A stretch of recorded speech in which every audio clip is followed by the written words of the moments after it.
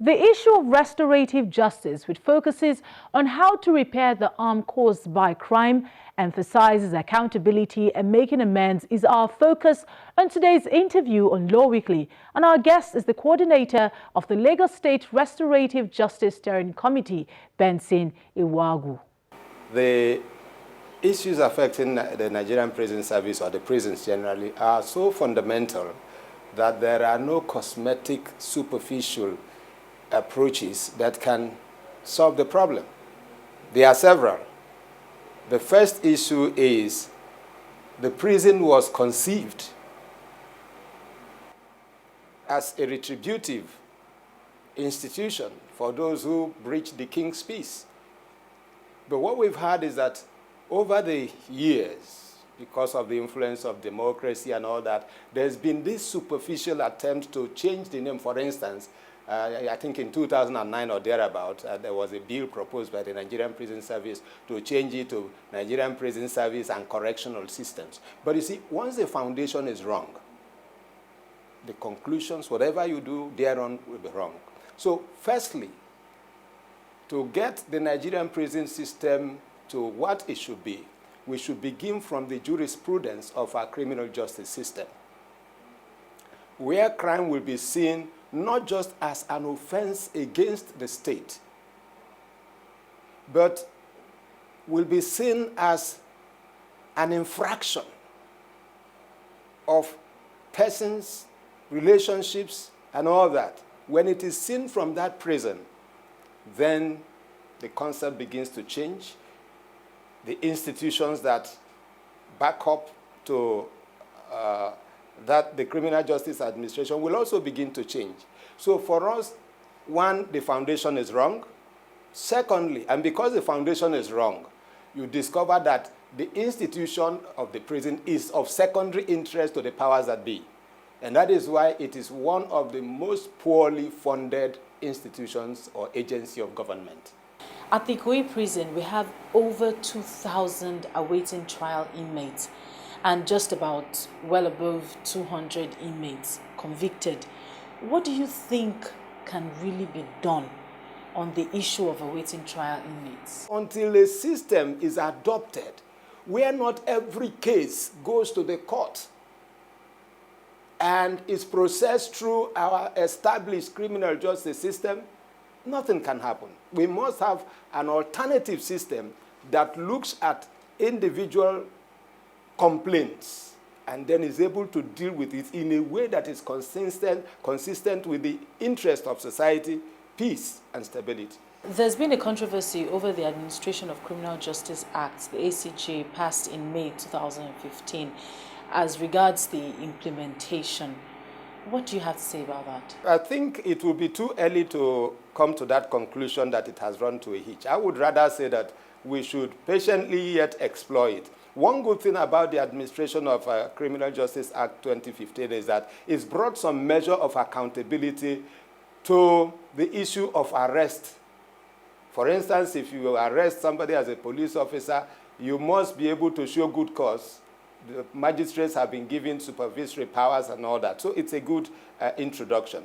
Also, the Administration of Criminal Justice Act has made provisions for restorative justice, restorative outcomes. So as far as I'm concerned, I think it's a welcome development. It's a good platform for us to begin to aspire forward. But we can't at this point consign it to failure. I do not subscribe to that. You said something about restorative justice. Tell us more about that. Restorative justice is an inclusive system of resolving criminal complaints that takes into account the offender, the interest of the victim, and the interest of the society.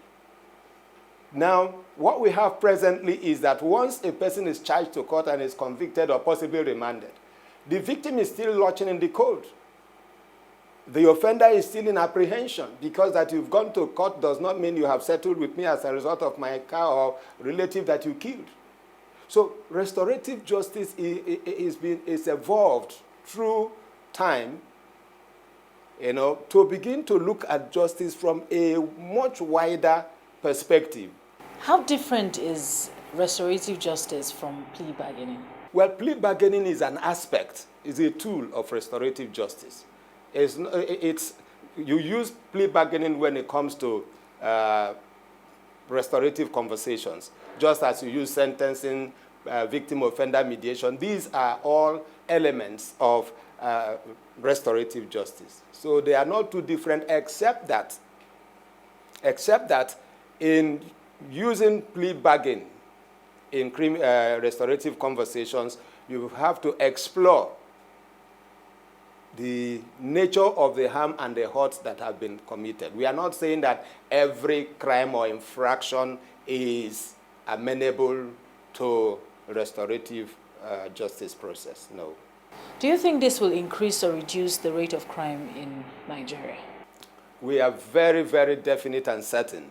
You see, the good thing about restorative justice is that when all the parties that have a stake are involved in the conversation, it's a conversation. So it will not in any way escalate crime. Rather, it will begin to send out a positive message. It will not in any way escalate. For instance, we've said one of the immediate advantages that recidivism will be under focus. And once we are able to put a hold on recidivism, we are headed towards getting a reasonable level of security and safety in our society. Restorative justice does not make leeway. It rather promotes the common interest. Remember from the days of the social contract, the reason we come together as a people is I submit part of my rights as an individual in return for protection, in return for belonging, and all the benefits that come with association. But where you have a situation where your opinion is not sought, you lose your property, you are hurt, you are assaulted, it becomes IPO versus state. You are at best a witness. It doesn't heal your hurt, neither does it help the offender. Let's talk about the process of restorative justice. How would it work? It's going to be a pre-trial diversion process.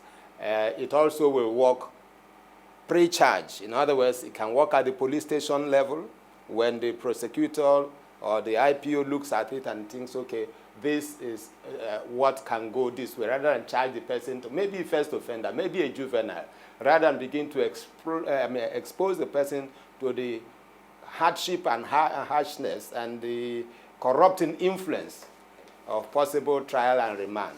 You say, let it go this way. It can also go when the person is charged before the court. The court, looking at the particulars of the particular offense, can say, okay, rather than go through criminal trial, let's divert this to restorative justice. Just like you have the Citizens Mediation Center, the courts will be in a position when the protocol is fully developed to be able to know in appropriate cases that fall within the classification as contained in the protocol will be duly diverted to the Restorative Justice Center.